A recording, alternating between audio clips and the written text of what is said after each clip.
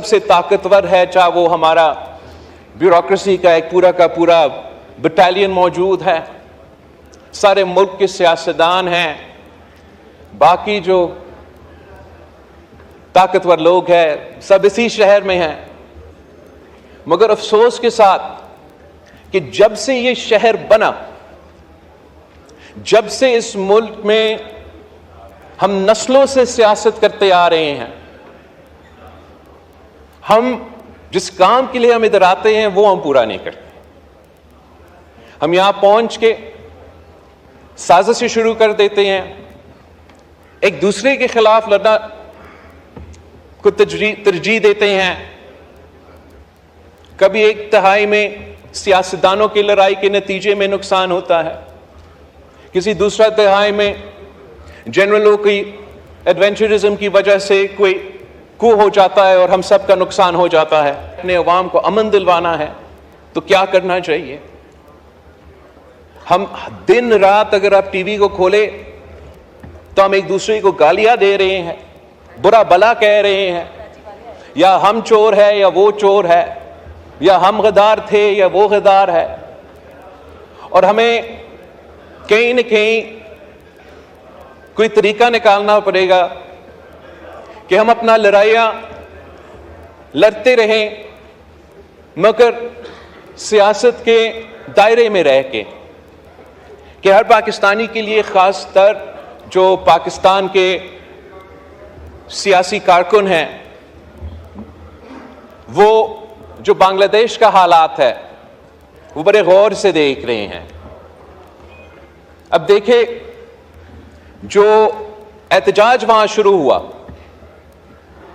वो उनका फौज में जो शहीद हुए थे उनके कोटा के ऊपर। एहतजाज फौज में उनके जो जंग था उसमें उनके शहीदों के कोटा के ऊपर कि ये ना हो। उस कोटा को 2018 में शेख हसीना वाजिद ने खत्म की थी खुद, और उनकी अदालत ने बहाल कर दी। तो एहतजाज शुरू हुआ, एहतजाज रुक ना सका, और उसमें हम पूरा दुनिया ने देखा किस तरीके से हसीना वाजिद साहिबा, जिसने अभी अभी इतना बड़ा फतह हासिल करके इलेक्शन जीती थी, ओहदा छोड़ना पड़ी। तो पूरी रीजन को इन इवेंट्स को देख के ये सोचना चाहिए कि हमें अपने अवाम के असल मसाइल की तरफ तरजीह देना चाहिए। पाकिस्तान की जो दो इश्यूज है जिसमें मैंने समझा कि ज़रूरी है कि हम बात करें। पाकिस्तान में जितना अपॉर्चुनिटी है, जितना हमारे नौजवानों में टैलेंट है, हमारा लेबरर्स ने जितना स्किल्स है, जिस तरीके से इन्होंने मिडिल ईस्ट को एक रेगिस्तान से बड़े बड़े शहरों में तब्दील कर दिए हैं, जैसे पाकिस्तान में हर रिसोर्स मुमकिन है। हमारे पास एक ऐसा मुल्क है कि पहाड़ों से लेकर सहायल तक अल्लाह ताला ने हमें सब कुछ दिया है। मगर अफसोस के साथ जनाब स्पीकर, इस मुल्क का तारीख कुछ ऐसा है कि ये जो शहर बना है ये सिर्फ इसलिए बना है कि मुल्क के अवाम की खिदमत किया जाए।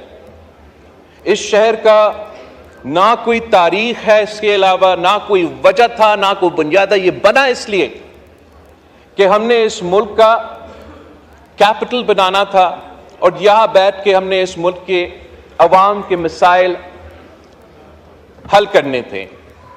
ये बड़े बड़े इदारे, ये बड़े बड़े इमारतें that house the biggest institutions in this country, इस शहर में जो सबसे ताकतवर है, चाहे वो हमारा ब्यूरोक्रेसी का एक पूरा का पूरा बटालियन मौजूद है, सारे मुल्क के सियासतदान हैं, बाकी जो ताकतवर लोग हैं सब इसी शहर में हैं। मगर अफसोस के साथ कि जब से ये शहर बना, जब से इस मुल्क में हम नस्लों से सियासत करते आ रहे हैं, हम जिस काम के लिए हम इधर आते हैं वो हम पूरा नहीं करते। हम यहां पहुंच के साजिशें शुरू कर देते हैं, एक दूसरे के खिलाफ लड़ना को तरजीह देते हैं। कभी एक तिहाई में सियासतदानों की लड़ाई के नतीजे में नुकसान होता है, किसी दूसरा तिहाई में जनरलों की एडवेंचरिज्म की वजह से कोई कू हो जाता है और हम सब का नुकसान हो जाता है। और आजकल जो मुल्क में नफरत की सियासत अरूज पर है, जिस किस्म की तकसीम हमारा सियासत में आज मौजूद है, शायद हमारा तारीख में ऐसे हमने कभी नहीं देखा। और इसी तकसीम और इसी नफरत की सियासत की वजह से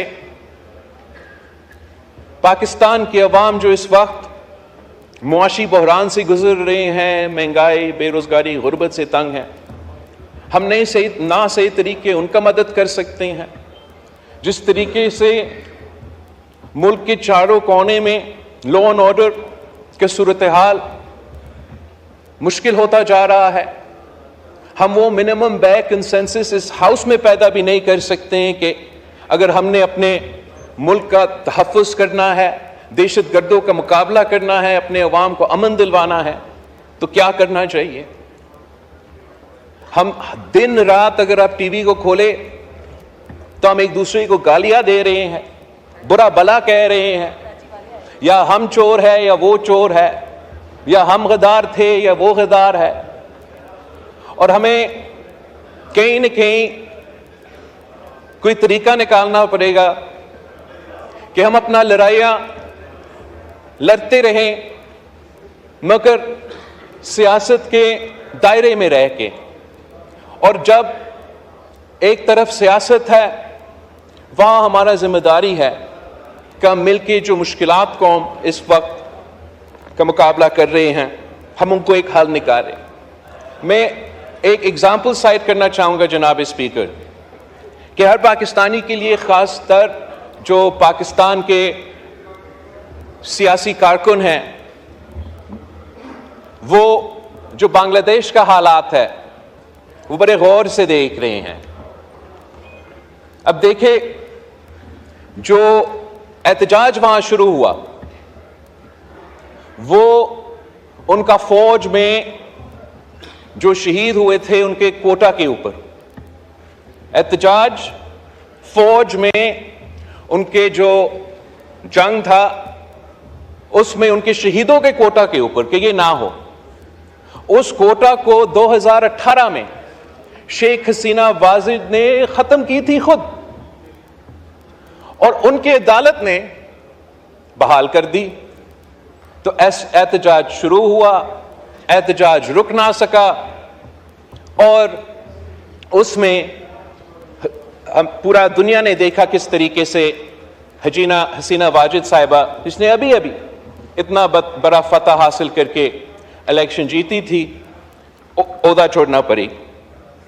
तो पूरी रीजन को इन इवेंट्स को देख के ये सोचना चाहिए कि हमें अपने अवाम के असल मसाइल की तरफ तरजीह देना चाहिए।